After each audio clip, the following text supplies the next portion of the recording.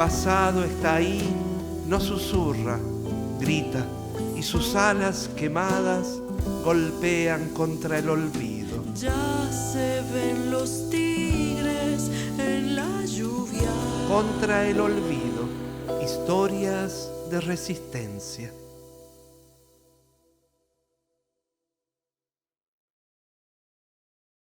Bienvenidos a este ciclo de entrevistas que rescatan memorias.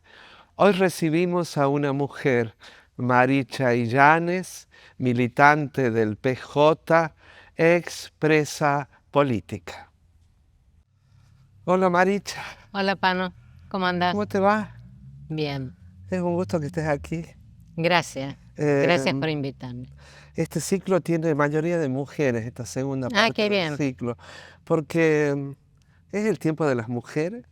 Es el tiempo de las mujeres. ¿Sí? Sí. ¿Lo sentís desde cuándo? Y a partir del feminismo, aunque nosotros, sin decirlo, practicábamos el feminismo en la década de los 70. ¿Quiénes somos nosotros sin decirlo? Nosotros somos las compañeras militantes que militábamos o criábamos. Hay muchas compañeras que criaban hijos, atendían su hogar a la par de los compañeros. Uno escucha mucho la palabra militar, militancia, la militancia. ¿Qué es la militancia? Mira, yo te lo podría resumir en algo simple. Por ejemplo. Estar en un barrio con la gente humilde, aunque yo también lo fui. Nosotros nos dedicábamos, por ejemplo, a construir, construir o abrir calles donde no había. Vos imagínate La Rioja en la época de los 70, muy pobre, no había nada prácticamente. No podías ir al municipio a pedir que te abrieran la calle, no se daba. Entonces nosotros íbamos y ayudábamos a los vecinos a abrir la calle, a refaccionar un centro primario de salud, a compartir un mate con los vecinos, que muchas veces nos invitaban a comer su poca comida. ¿La cárcel fue un precio pagado por esa militancia de algún modo? Digo, yo creo que es el momento histórico que nos tocó vivir. Yo lo miro de esa manera. Porque hay gente que me ha preguntado, ¿sentís culpa por tus padres? Por supuesto, un dolor muy grande. ¿Por qué culpa? Eso es lo que preguntaban. Y yo le dije que no. A nosotros nos ha tocado vivir un momento histórico. Y bueno, había que bancársela. Sabíamos que la militancia, sobre todo después del 73, era arriesgado. Vos ahora podés salir a panfletear, a hacer una pintada en la pared. En ese momento ponías en juego tu vida. Te invito a que comencemos este recorrido que ya ha comenzado de algún modo con estas palabras previas, mirando esto que nos ha preparado la producción como un puntapié de algún modo, aunque me parece que tiene que ver con lo que veníamos diciendo. Igual quiero contarte que yo veo por primera vez estas cosas que arma la producción junto con los invitados, así que también a partir de eso es donde, ¿cómo seguimos? Dale.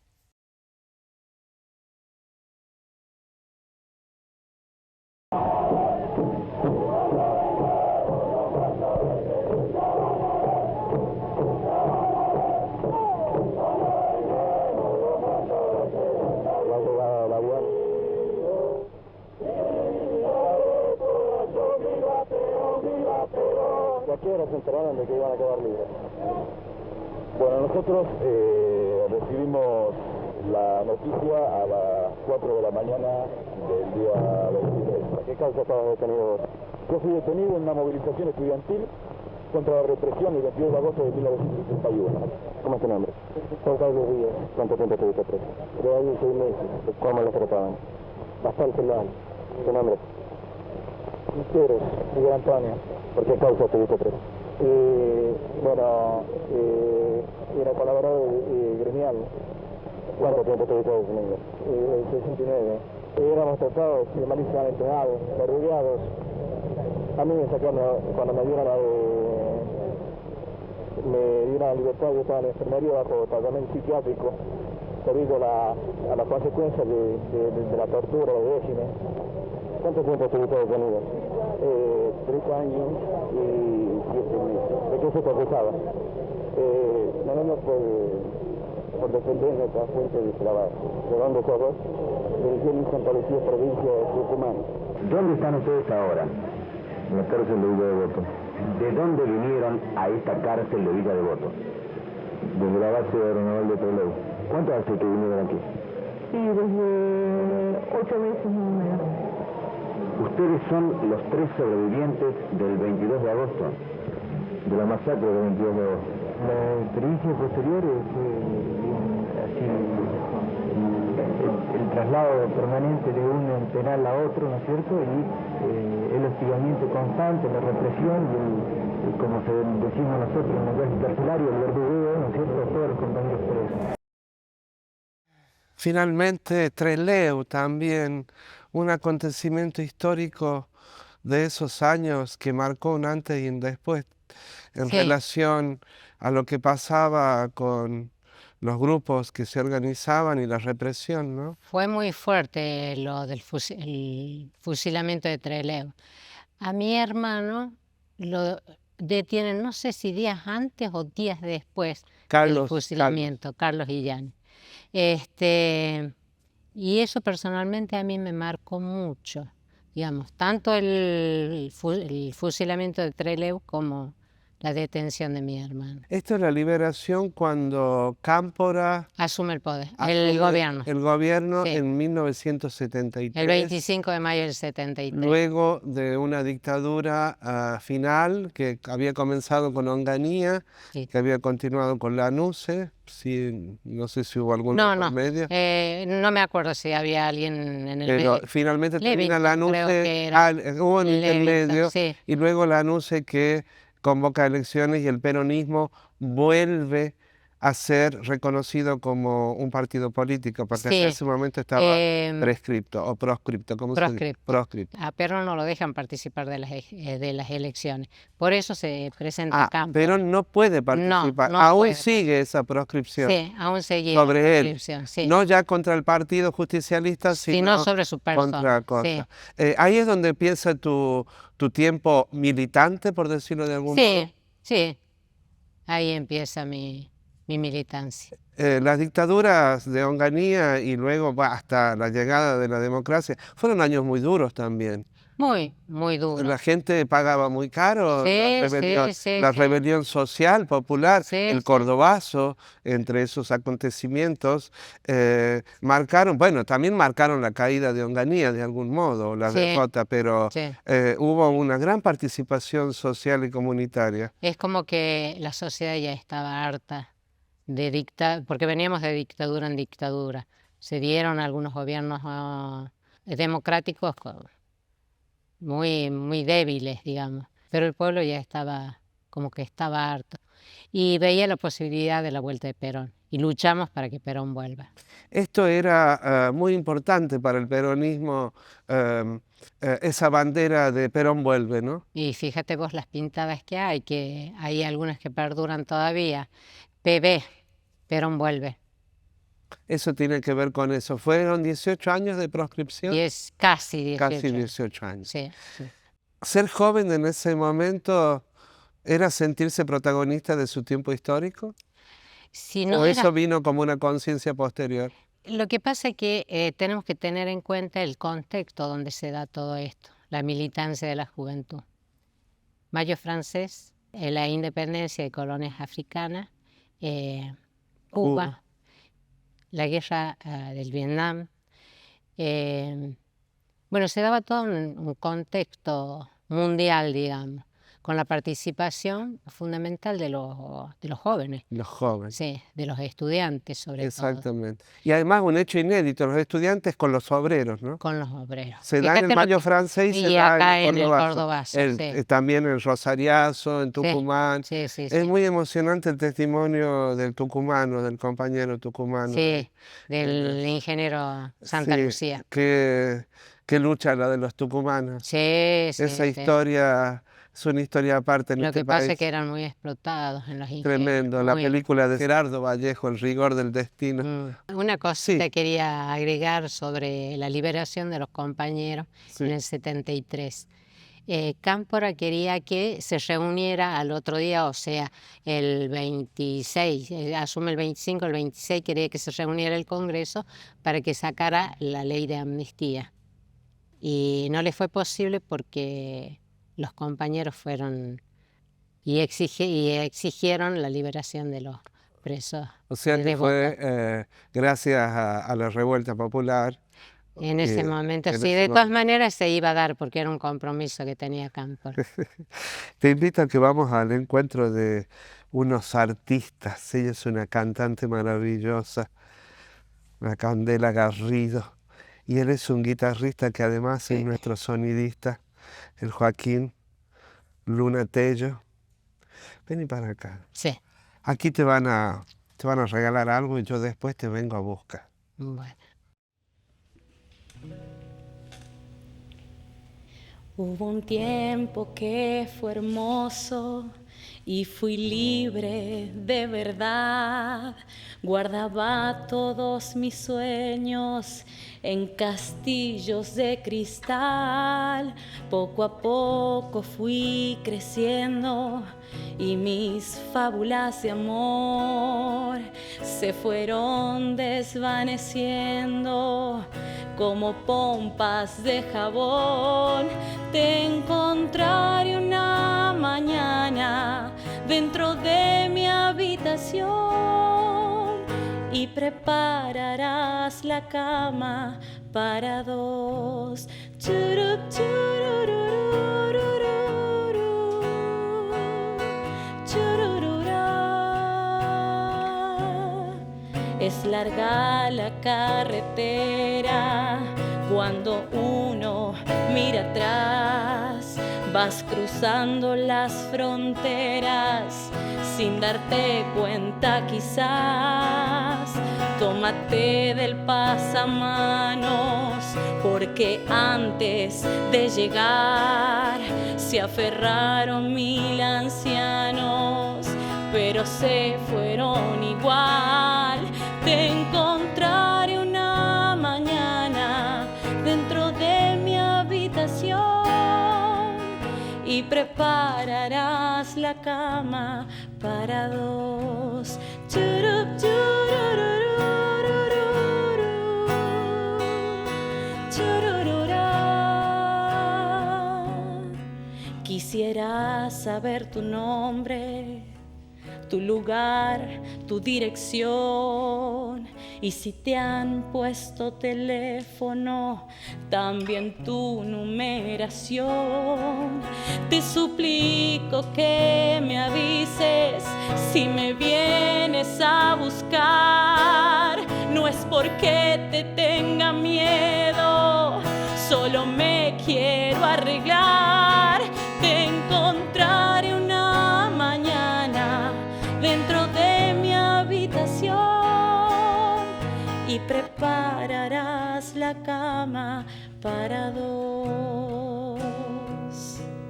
Y prepararás la cama para dos. Muchas gracias, chicos. Muy lindo tema. Gracias a vos. Me hace acordar en la época de mi juventud en que escuchábamos mucho Sui Generis. Y había un compañero que me hizo conocer a Sui Generis, que era de Córdoba y vivía acá en La Rioja, Mario Godoy. Después los militares lo matan. Bueno, son esos recuerdos que quedan en el alma. Gracias. Toda época tiene sus canciones. Sí. me parece. Pero hay épocas en las que uno recuerda más ciertas canciones, ¿no? En las que volver a pasar por el recuerdo es volver a pasar por un sentimiento que se hace como presente al evocar, ¿no? Pues sabés que el otro día, bueno, ya sabía que tenía que venir acá y lo estaba escuchando a Spinetta. Y digo, ¿cómo no me ponen un tema de Sui Generis? La verdad que es un regalo hermoso. Qué lindo. Pasó. Muchas gracias. Muchísimas gracias. Muchísimas Cande gracias. Garrido y Joaquín Luna Tello, que va a volver a su rol de el sonidista más Yo prestigioso puedo que tiene. acercarme a saludarlos. Pero por favor. Gracias. Es un gusto. Gracias a usted. Muchas gracias. A mí la música tiene el poder de hacerme llorar, hacerme reír, hacerme bailar. Bueno, a mí me pasó la vez Me pasada acompaña. con este tema, que después de mucho tiempo lo había escuchado. Y mira vos las coincidencias ahora. Es que no hay coincidencias. Sí. Hay energías que se buscan y se encuentran. Así dice. Oh, no sé. Como este momento, que es un momento de encuentro. Un encuentro para compartir las historias, ¿no? Cada día que pasa me convenzo más que sin historias la vida no tiene sentido. Sin quien cuente y quien escuche. Pero también el que escucha tiene su propia historia para contar. Siempre hay voces que están presentes. Es muy grato que estés aquí y quiero que me cuentes quién es la Maricha Illanes. Mira, no, yo soy hija de Alberto y Antonia, mis padres. Mi padre era empleado público, mi madre docente. Se jubiló como directora de la escuela de San Agasta, Ah, sí, de escuela primaria. de la escuela primaria. Mira. Sí. 5 hermanos, 4 mujeres y un varón. Vivíamos en el barrio Evita. En el barrio. Ahí transcurrió toda nuestra niñez y adolescencia. ¿Nacieron todos en La Rioja? No. Mi madre era maestra rural. Entonces, nosotros, las mujeres, nacimos por esa circunstancia de la vida en Chilecito. Ah, Mi mamá trabajaba en Guandacol, por esos lados. Y mi padre era chofer de una minera que estaba en San Juan. Mi hermano nace en San Juan, en Hacha. Ah, mira, Carlos nace en Jaén. Nace El único varón el de la único familia de varón, los sí. Illanes. Qué particular esto de que, digo por la generación de la que estamos hablando, de tus padres, que en tu familia la mujer también aportara desde fuera del hogar, no solamente con el trabajo, criando los hijos y manteniendo la casa, sino trabajando afuera en un trabajo Sí, como... lo que tenía mi madre era que era muy evolucionada para la época. Y ella se quiso ir a estudiar a Córdoba y ¿Ah, sí? sí, en ese momento no los dejaban. Tenías que ser un docente nada más. Ah, Este, claro. sí. La mujer podía llegar a ser docente Sí. como máxima aspiración. Como máxima aspiración. ¿Y sí. tu madre quería estudiar en la universidad? Quería estudiar. En ese momento había carrera de partera. Y ella quería ser partera y no la dejaron. Pero trabajó como Como maestra. docente, Y sí. se jubiló como docente. Se jubiló como docente. Era una familia en donde se hablaba de la realidad, de lo que ocurría puertas afuera del hogar, lo que ocurría en la Eso provincia. se fue hablando ya cuando éramos un poco más grandes, adolescentes. Antes no me acuerdo. Claro. De todas maneras, mi padre era peronista. Se y- identificaba como peronista. Sí, Sí. y él figuró en su momento en las listas rojas, creo que le llamaban, Del allá del 50 y del pico. 55, Del sí, 55. cuando cae Perón. O sea que pues, podemos decir de una familia peronista. Sí, Sí. mi vieja no se metía mucho. No, No, pero sí le ponía el cuerpo trabajando afuera. sí, sí, sí, sí. Era una figura muy importante tu mamá en la familia como figura, digo. Sí, Sí. los dos en realidad.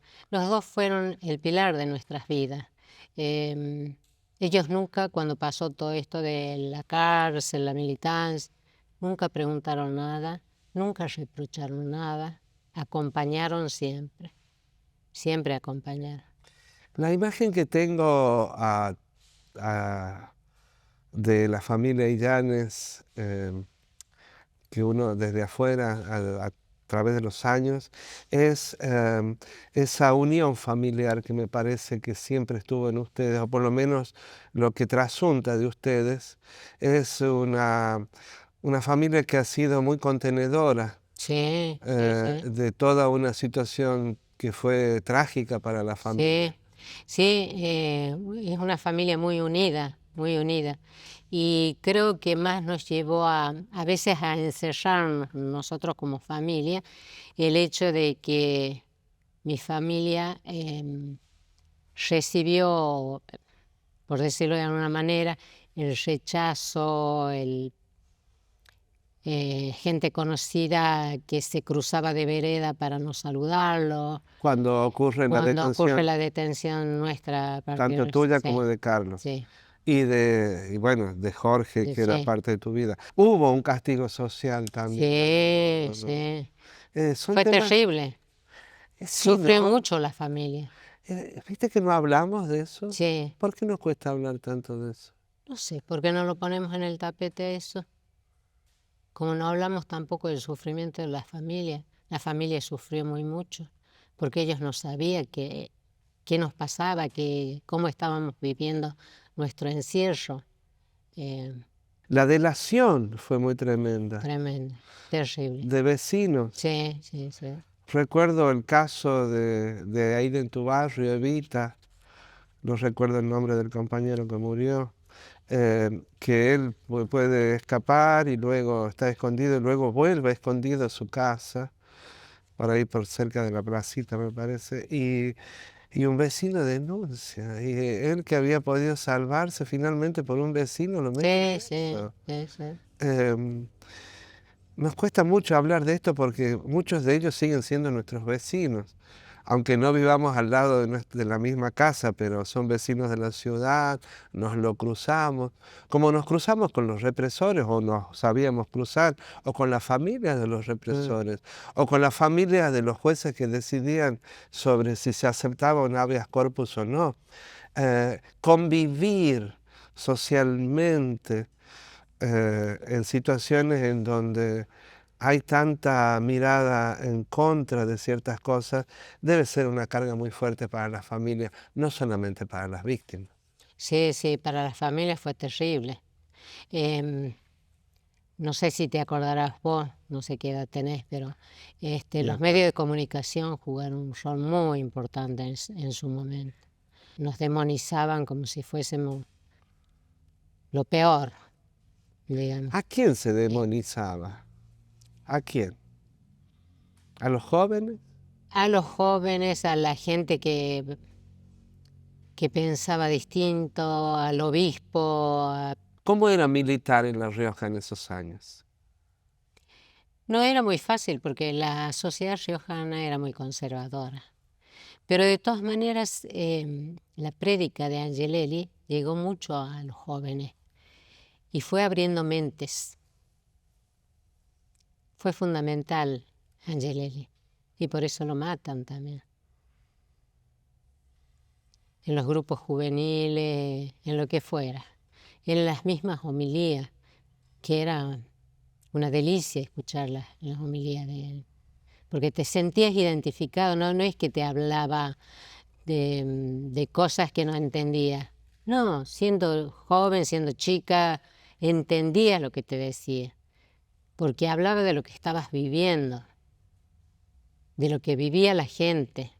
Su mirada y su prédica iluminaba la prédica, la mirada de ustedes y el accionar de ustedes. Sí, ¿De qué modo? la solidaridad, el compromiso, el mirar al otro. ¿Qué es el mirar al otro? Digamos, hacer carne, si alguien está sufriendo al lado nuestro, tenderle una mano, no ser indiferente. Claro, son los valores que sostuvieron esa conjunción, porque hablar de La Rioja también es hablar de una realidad distinta en el sentido que Angelelli fue como un factor aglutinante de ideas y de corrientes diferentes, ¿no? Porque podían... Ah, fue muy amplio, el pelado fue muy amplio. Al pelado no lo podés identificar ni como peronista ni como de izquierda. Fue muy amplio. Él venía a poner en práctica lo resuelto en Medellín en su momento. Y lo puso en práctica. Y no importaba cómo pensaras vos, sino qué es lo que te llevaba ahí, qué es lo que podías hacer, qué es lo que podías aportar. ¿Cómo era el peronismo en La Rioja en la época? El peronismo en ese momento era muy burocrático, digamos. Sí. ¿Y cómo se notaba esa Sí, burocracia? sí. ¿Cómo se Nosotros manifestaba? militábamos un poco al margen del peronismo, Un poco al mar. sí, Identificados como peronistas, como peronistas. pero Sí. no tan orgánicamente en el partido, No, ¿querés decir? sí, Sí. exactamente. ¿Eso era bien visto, mal visto desde el partido? Yo creo que para ellos estaba bien visto porque le evitabas un problema. ¿Eran muy revoltosos? Para la época, sí, digo. sí. Eran muy Sí. revoltosos. ¿Qué era ser revoltoso en esa época? Y cuestionar. Nosotros cuestionábamos hasta Carlos Menem, ¿viste? Bien, porque teníamos buena llegada, buena relación. No en mi caso, yo era muy chica en ese momento, pero los compañeros tenían buena relación con él. Como la tuvo Angelelli, como la tuvo Sí. la gente del diario. Tu participación, trabajaste mucho en barrios, ¿no es Sí. cierto? Creo que algo contó Jorge, sí. pero Porque trabajamos en el mismo barrio. En el mismo barrio, Sí, en el barrio 4 de junio. 4 de junio. Sí, con la diferencia de que él vivía ahí, yo no. Yo vivía Vos vivías en el barrio de Evita, en el barrio de Evita con mis viejos. o sea sí. que ibas a trabajar al barrio. Sí. Esa experiencia fue conjunta con Jorge. Conjunta, sí. Con Jorge y algunos compañeros más, sí. Jorge ya era tu compinche del amor, Jorge. Sí, nosotros empezamos a salir en el secundario a los 16 años. Jovencito, Sí. ¿y ahí están juntos? Sí, con algunos vaivenes, pero bueno, estamos juntos. O sea que la construcción de estos sujetos políticos también fue la construcción de una pareja. De la pareja. Y de una familia posterior. De una familia. A Jorge lo detienen el 26 de marzo del 76 y a mí me detienen el 23 de julio del 76. ¿Ya estaban casados? No. Nosotros estábamos un poco distanciados porque yo me había ido a estudiar a Córdoba, me había ido a estudiar medicina y trabajaba en la casa de gobierno. Fíjate. Sí. Y nosotros salimos juntos, salimos 13 compañeros, nos dan la libertad y a quien lo veo, al único con el que me encuentro en Coordinación Federal es con Jorge. Y después a los 8 meses nos casamos. A los 8 meses de la liberación. ¿Cuánto tiempo estuvieron presos ustedes? Yo 3 y Jorge más de 3. Más de 3. Sí. Primero fuiste detenida y llevada ¿a dónde? Al regimiento. ¿Qué día te detienen? A mí me detienen el 23 de julio del 76, porque, como te decía, en Chavical ya. Sí, como te contaba, yo estaba estudiando en Córdoba y trabajaba. Mi viejo me hace llamar porque habían ido la noche anterior los militares. A la casa. A la casa de mis padres, Bulnes 60. Rompieron todo, rompieron los azulejos del baño, rompieron los azulejos de la cocina, amenazaban con armas. Esa situación mi familia la vivió muy seguido. Periódicamente, cada 10, cada 15 días, hacían allanamiento.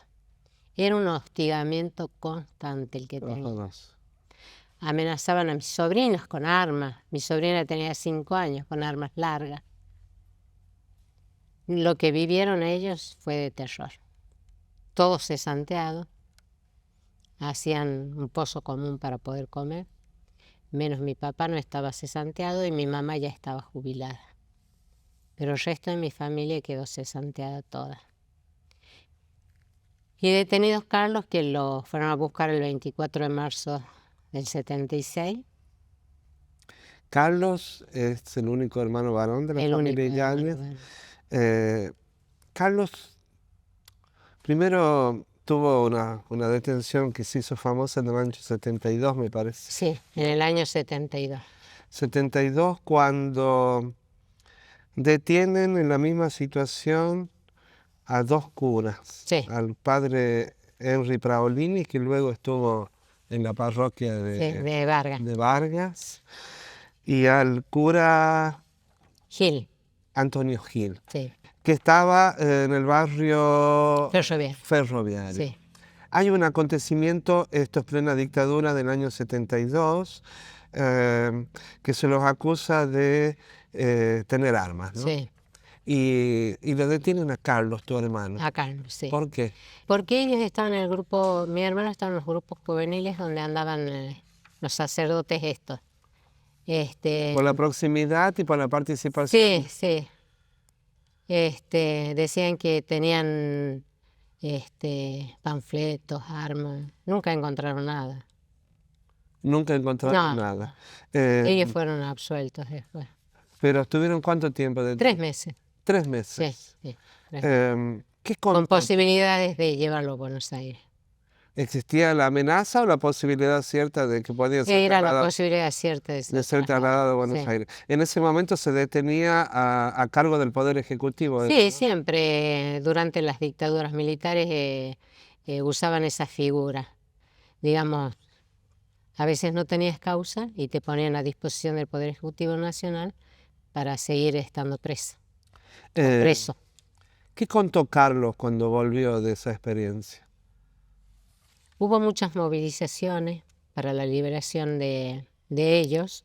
La primera que la hizo Angelelli, que hizo una misa concelebrada en la catedral. Cuando quisimos salir de la catedral para hacer una tipo procesión, nos tiraban gases lacrimógenos.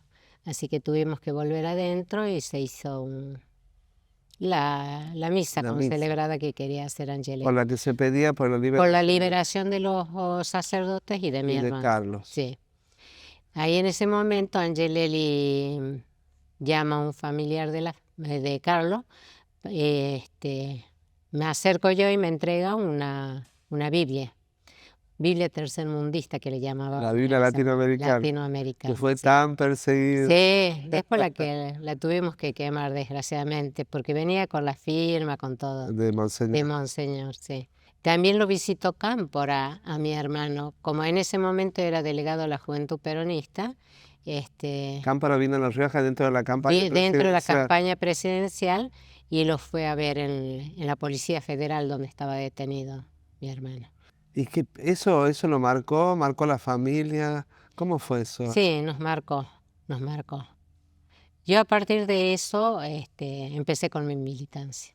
A partir de Sí, eso. es como que era chica, yo tenía 17 años, es como que fue un despertar. Un despertar. Podría haberte ocurrido lo contrario, Claro, ¿no? Que esa rechazar. situación tan fuerte Sí. te produjera una negación. Sí, sí. Sin embargo, elegiste poner el cuerpo, Sí, ¿no? sí.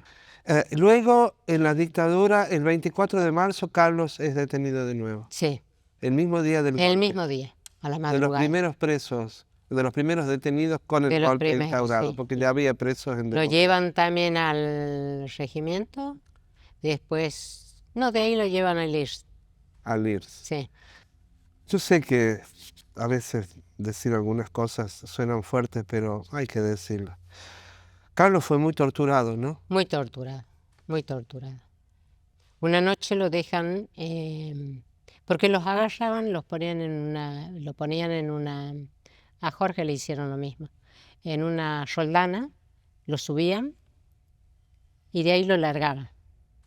Vale decir que quedaba con toda la cara, con todo el cuerpo, Boca abajo. boca abajo, con los pies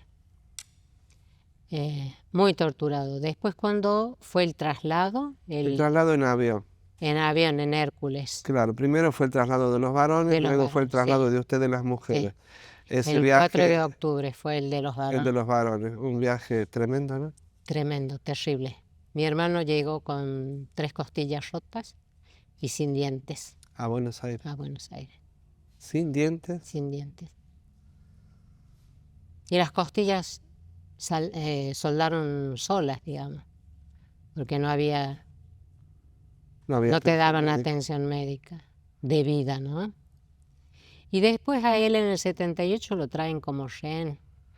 Vamos a contar pequeñamente. Esto es el mundial, ¿no? Y es el Momento del mundial, sí. mundial, como un... ¿Qué hace la dictadura? ¿Qué pretende En ese hacer con momento estos lo que rehenes? ellos decían era de que si algo le pasaba a Videla o a alguien de la Junta, los mataban directamente. Y tomaron un grupo de presos Sí. políticos y los hicieron desaparecer virtualmente, de Sí. algún modo. Nadie sabía dónde estaban. Mi padre llega una vez a visitarme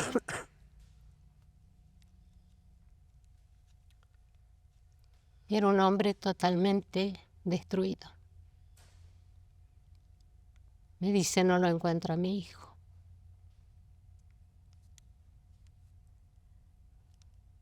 Bueno, después con el tiempo, averiguando, algún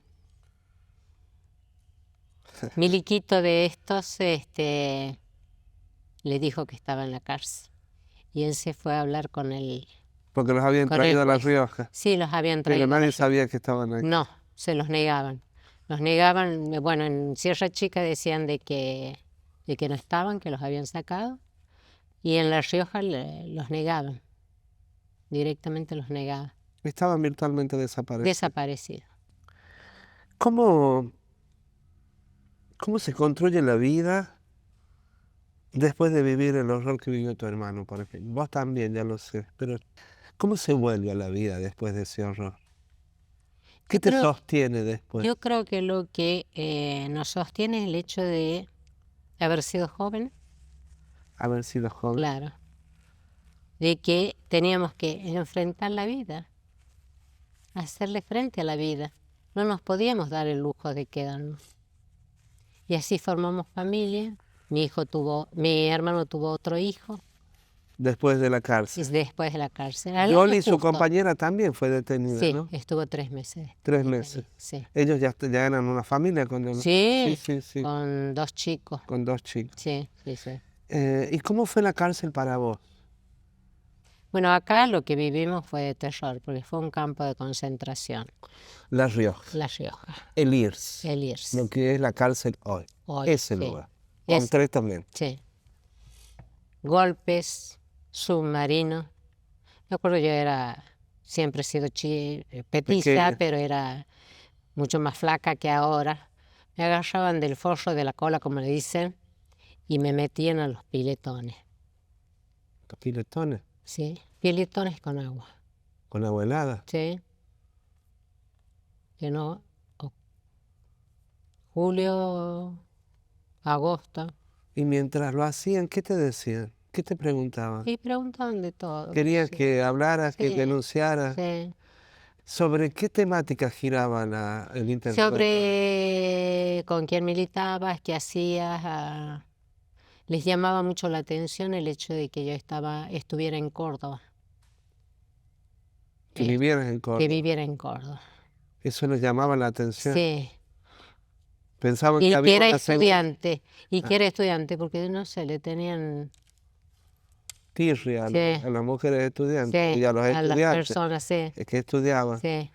Y bueno, yo les dije, ustedes pueden ir a averiguar, trabajo todo el día, estudio a la noche. Y se ve que algo sabían porque me preguntaba de autores de anatomía, autores de histología. Me Quería ver preguntaban, si verdaderamente Sí. conocías del tema. sí. A veces cuando yo venía, porque estaba incomunicada, las chicas me dejaban en el baño una galletita o esa solidaridad, ¿viste? De decir, Esa bueno, presencia. claro, estamos Estamos. estamos En realidad era en un plural, ¿no? Sí, Esa cosa tan singular era un plural. claro. Y bueno, en Devoto también, en Devoto mucha solidaridad. Si vos veías una compañera que estaba más o menos decaída, nos turnábamos para estar con ella, para no dejarla sola, porque aparte se enteraban de noticias como la desaparición de algún ser querido, como la muerte de algún ser querido. No era fácil, no era fácil. Y después, bueno, nos prohibían, nosotros no podíamos hacer teatro, hacer gimnasia, no podíamos nada. Ah, Y hacíamos teatro, hacíamos gimnasia, hacíamos de todo. Poníamos una campana y nos avisaba cuando venía la celadora. Y bueno, después manualidades también. Yo llegué a tejer estaba castigada en la época del mundial, que fue como terrible. las celdas de castigo eran una mierda, ¿no? Eran unas piecitas chiquitas donde alcanzaba tan solo poner el colchón. Totalmente a oscuras, ¿no? Sí. Y en las celdas comunes teníamos el agujero para hacer nuestras necesidades. Acá no la ¿Y teníamos. dónde hacían las necesidades? En el jarro, donde comíamos, donde tomábamos el té. ¿Y cuántos días podía durar el castigo en esa celda? Y yo no me acuerdo bien, pero 10, 15 días. Porque también nos resistíamos a que nos hicieran requisa. Mejor dicho, las requisas nos hacían, pero lo que nosotros no permitíamos era bajarnos la bombacha. Ese era un acto de rebeldía maravilloso y Sí. tremendo para ellos, Sí, pero caro para ustedes. muy caro. Inmediatamente nos llevaban a las celdas de castigo. Los familiares nos mandaban algo de plata, digamos. Yo estaba en un pabellón de todo, la mayoría éramos del interior, de Tucumán, de Santiago, de Jujuy, algunas compañeras en Mendoza había también. Nos mandaban algo de plata, nosotros hacíamos pozo común y de ahí comprábamos. ¿Qué es lo que podíamos comprar? Queso, leche y azúcar y hierba, nada más. Lo básico. Pero eso lo comprábamos y lo distribuíamos entre todos. Entre todos. Nadie podía faltarle lo No. básico. No, Maricha, las mujeres fueron doblemente castigadas o violentadas sí. por el hecho de ser mujeres. Yo siempre digo, nosotros tuvimos una doble tortura, que es la tortura común, golpe, submarino, de todo. Pero aparte, humillarnos como mujer, porque existió mucho el abuso. Para una mujer es terrible eso. Costó mucho hablar esto, ¿no? Costó mucho, costó mucho. ¿Sigue costando? Ahora no tanto, ahora no tanto. ¿Qué permitió que ahora sea más fácil Mira, contar? la primera vez que se habló el tema fue en el juicio que se dio en Mar del Plata, donde vinieron compañeras que habían estado en la ESMA y, Año 2006, me parece. O 2010. 2010, sí. Sí. y contaron las aberraciones que vivieron ahí. Y la justicia decidió considerarlos delitos de lesa humanidad, que es lo que se consideró acá también en el juicio. Agravado por una cuestión de género, digamos. Claro, claro. Costó mucho hablarlo. Me parece que, no sé, en los juicios se pudo escuchar, en nuestros juicios locales, Sí. digamos, en la mega causa, se pudo poder escuchar por primera vez, me parece, en La Rioja, Sí, los testimonios de las mujeres en primera persona, no diciendo le ocurrió a, no, me ocurrió a primera mí, persona. en esa primera persona. Esto tiene un impacto muy fuerte porque siempre es un casi tabú hablar de Sí. situaciones de las mujeres, pero también me parece porque siempre está el prejuicio del disvalor sobre las mujeres en relación. Las mujeres se lo buscan en definitiva, porque, no, porque son atrevidas, porque no se callan, porque los provocan. Siempre, a pesar de, siempre está la duda. Sí. Pero ¿qué hizo ella? Sí. ¿No? ¿Esto lo sintieron cuando pudieron contarlo públicamente? En nuestro caso ya venía muy conversado, digamos, el tema. Pero las compañeras que habían estado en el ESMA dicen que se sentían muy culpables. Hasta que lograron entender que eran víctimas. Totalmente. Totalmente. Y costó muchos años. Mucho. 30 años. Mira si costó. ¿Y cuántas no habrán hablado? ¿Y cuántas no habrán hablado?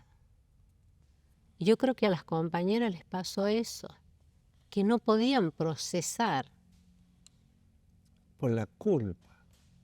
Fíjate vos, la Mirta Legrand, que le preguntó a Miriam Lewin Luego, si salía a cenar con cuando lo el sacan. Tigre Acosta. Sí.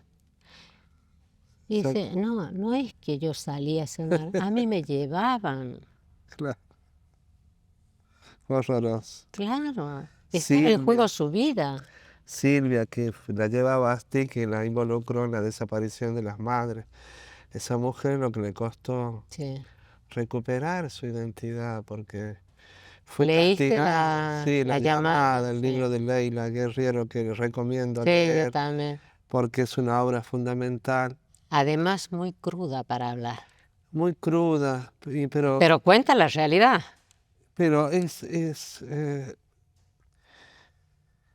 tanto nos falta hablar, Maricha. Digo, hablar como sociedad, Sí. ¿no? Porque si tuviéramos plena conciencia de todo ese horror, creo que tendríamos necesariamente que ser otra sociedad, por lo menos más atenta a que ciertas cosas no se repitan, ¿no? Porque, ¿por qué merecernos nuevamente el horror? Porque no terminamos nunca No, de es como que quitarlo. Está presente, está dando vuelta, se apodera, nos deja, es la construcción de memoria también, pero también la misma Lelia Guerriero, que recibe un premio hace unos días por este libro, decía el otro día que todo lo que no hablamos luego se vuelve en nuestra contra. lo que la boca no habla, el cuerpo lo registra y lo cuenta, sí, ¿no? y lo cuenta. Vos pudiste hablarlo. Sí, yo soy más bien introvertida. Muchas cosas pude recién sacarlas en el juicio. En el juicio. Sí. ¿Tus hijos habían escuchado? ¿Cuántos hijos tienen con 3. Tres. ¿Tus hijos habían escuchado en primera persona estas experiencias? No. ¿Qué pasó? Nunca quisimos contarle a nuestros padres, a nuestros hermanos, a nuestros hijos, porque creíamos que de esa manera le evitábamos el dolor. ¿Seguís pensando igual? Ya son grandes, pueden entenderlo de otra manera las cosas. Lo que sí me dio pudor hablar de abusos delante de ellos en el juicio, pero bueno, había que hablarlo o darlo a entender y la fiscal muy bien, los jueces también, ¿viste? No. Claro, era como un ámbito cuidado, Cuidado, sí. digamos, Sí. en esa cosa. También tuvieron el acompañamiento de profesionales, De profesionales, ¿no? Que sí. uno de nuestros programas es sobre ese tema. Cómo pudieron tener acompañamiento. Sí, que fueron fundamentales en todo eso. Antes te pregunté en relación a tu hermano Carlos, Sí. cómo se reconstruye la vida después de estas cosas. ¿Cómo reconstruiste tu vida? ¿Cómo fue tu volver? No tuvimos mucho tiempo para pensar. Volvimos y yo a la semana ya estaba trabajando. Porque mis viejos, para poder ir a vernos, sacaban crédito. A quien sea, Préstamos. sí, préstamo. Se endeudaban para poder ir a visitarte. Y a Carlos también. A Carlos también. Entonces yo apenas salí, tuve la oportunidad de trabajar y empecé a trabajar. Y después vino el casamiento, bueno, después los hijos y la vida siguió. La vida siguió. Ese seguir la vida también fue, se tomaron nuevas banderas, se levantaron viejas banderas, se crearon nuevas banderas. ¿Cómo fue? Generalmente son las viejas banderas las que se toman. Y le sumamos la de verdad, justicia, ¿no? Sí. Memoria, verdad y justicia. Bueno, sí, a partir Pero de digamos, todo. de las nuevas banderas que vamos Sí. construyendo. Em, Y ha costado mucho los juicios, ha sido muy desgastante todo eso, ¿no? ¿Cómo han Porque a sido los 40 juicios? años, a 40 sido- años, Muy tardíos, quizás. muy tardía, muy tardía. ¿Para qué sirven los juicios? Para aliviar un poco tanto dolor y para decirles, si ustedes actúan de determinada manera, está la justicia. Es maravilloso poder pensarlo así porque de hecho lo hemos podido ver, pero también cuán endeble a veces. Sí, Esta tiene sus justicia falencias. no, que esta Sí, justicia se vuelve tan endeble sí, frente a realidades que nosotros mismos vamos construyendo, ¿no? sí, En sí. este devenir como pueblo, como historia. Em, ¿Cuáles son las deudas pendientes que quedan generacionalmente o que pensás que quedan generacionalmente? Deuda. No haber hecho lo suficiente como para transmitir a las nuevas generaciones lo que fue el terrorismo de Estado, para que realmente se concrete y se haga realidad el nunca más. Porque la Argentina no puede soportar vivir lo que se ha vivido en su momento. ¿Qué será lo que no hicimos tan bien para que cueste tanto esto que estás diciendo? No sé, no te lo sabría decir. Habría que pensarlo, ¿no? Sí, sí, Siempre hablamos de los jóvenes, ¿no? Como los depositarios de las historias, los relatos, y a donde siempre ponemos el foco, sí. el foco de creer también nosotros que esa generación o la generación joven va a tomar posta de ciertas cosas, pero para que esto suceda hay que construir, ¿no? Sí. Esto no se da mágicamente. No, no, no. Pero De también ninguna pensamos siempre en los jóvenes, pero a veces no pensamos en nosotros generacionalmente. ¿Qué es lo que no estamos haciendo bien? Mm. No me gusta esto de bien y mal. Sí, sí. ¿Qué es lo que qué es lo que está faltando hacer Claro.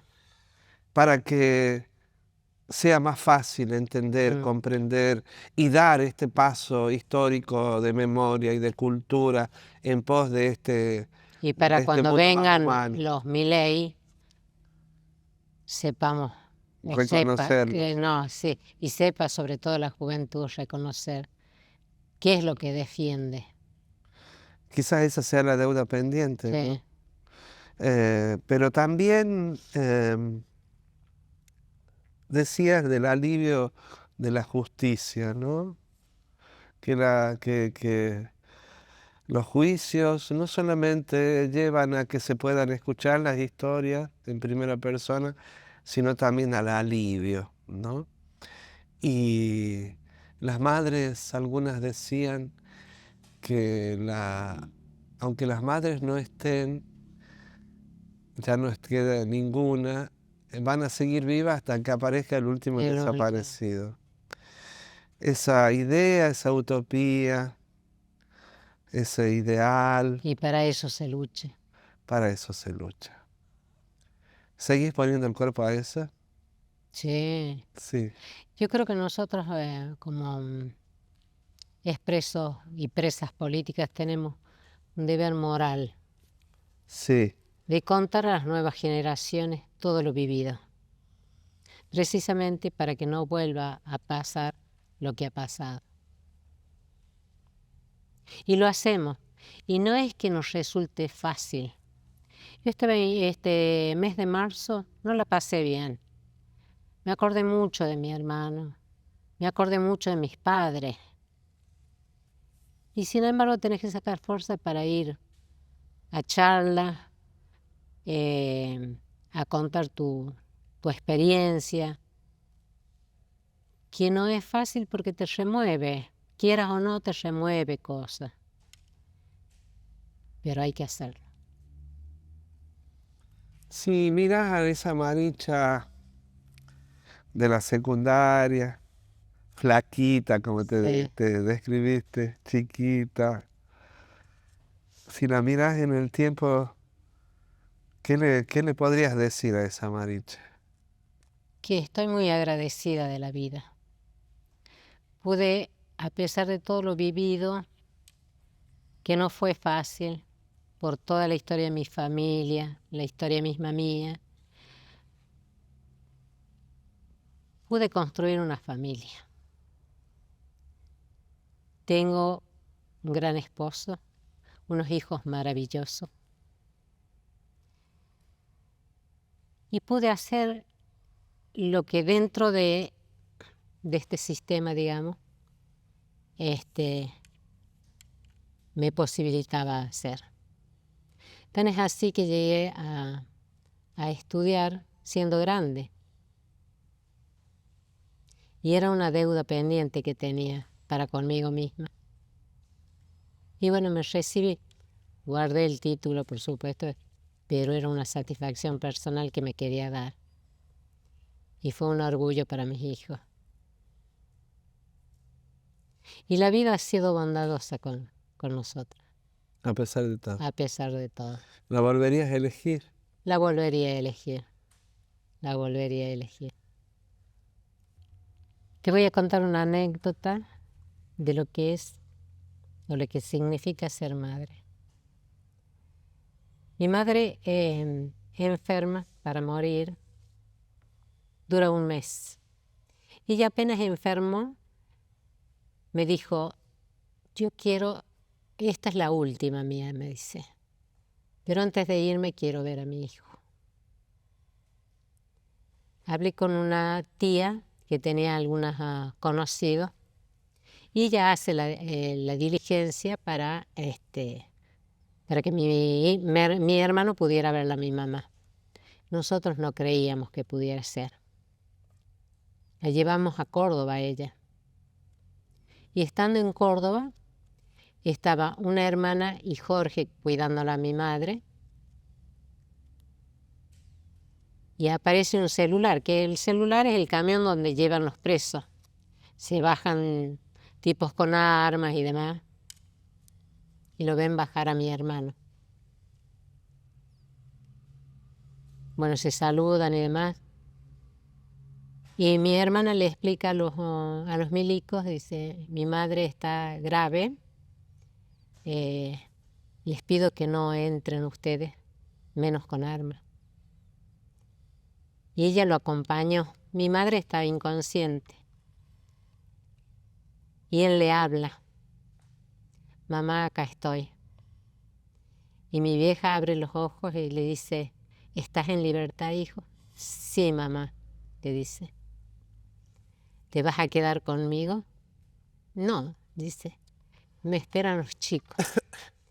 Me esperan con un asado. No puedo quedar. A él lo llevan. Para colmo, con la incertidumbre a dónde lo llevaban porque no sabíamos a dónde estaba. No tenían en resistencia unos días y después, bueno, lo vuelven a la cárcel. Horas más tarde, ella nos deja. Lo estaba esperando porque no le funcionaba prácticamente ningún organismo. Le estaba esperando ver a su hijo para irse. Y lo logró. Muchas gracias por esta historia.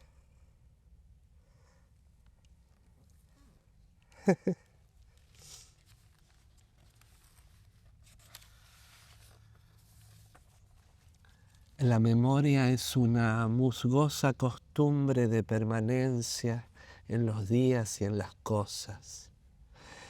Es un oscuro río que nos ata ferozmente a la tristeza, un Dios nómada, fundador de crueldades que injurian nuestra dolida carne, un intento insaciable de encender el otoño, de resucitar la ceniza.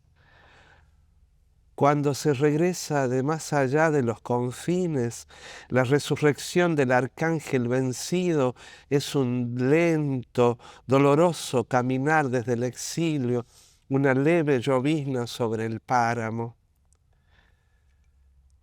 Las palabras que duermen en la oscura memoria son llamadas por el delirio, que aún nos adhiere desfallecientes a la vida para ser también resucitadas. Vengo desde más allá de las tinieblas.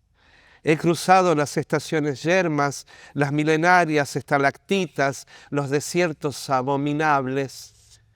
Vengo desde los confines del desamor y traigo en mis viejos huesos, en mi escuálida carne, esta verde lámpara anunciadora. La victoria sobre la muerte es siempre posible. Ramón Eloy López. Muchas gracias.